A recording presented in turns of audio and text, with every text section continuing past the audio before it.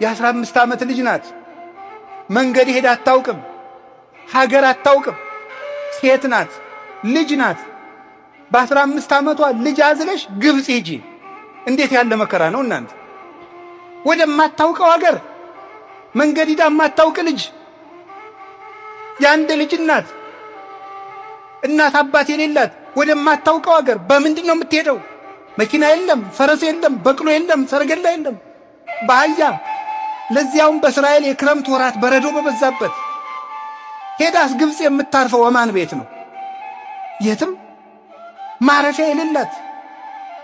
ለዚህ እኮ ነው ሊቁ እናቴ አንቺን ግብፅ ስትሄጂ ዓለም እንደጠበበሽ ሁሉ የኔ እናት እኔን ይጥበበኝ አላት ሊቁ።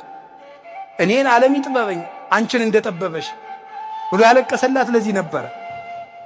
እንዲህ ብላ ተቸግራ ሄደች። እሺ 700 ኪሎ ሜትርን በእግርሽ ሂጂ።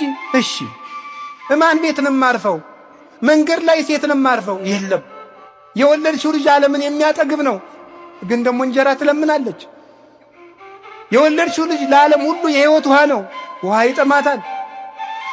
በእግሯ ትሄዳለች፣ አውሬ ያስደነግጣታል። ኢትዮጵያን ደግሞ ዙራ ተንከራታ ግብፅ አርፋ ደግሞ ነይ ኢየሩሳሌም ሂጂ። እሺ ተመልሳ መጣስ ደግሞ ያንን ለፍታ ያሳደገችው ልጇን ደግሞ ልንሰቅልብሽ ነው ተባለ። አዝላ ግብፅ ድረስ የተንከረተተችለትን ልጇን ፊት ለፊት አይኗ እያየ ክንድ ሙሉ ችንካር ገብቶበት ተመለከተች። በጦር ተወግቶ አየችው፣ ደምቶ አየችው። ይህንን ሁሉ ስቃይ አይኗ እያየ የተቀበለች ነው። ግን ደግሞ በዚያው አይኗ ደግሞ ተነስቶ አየችው።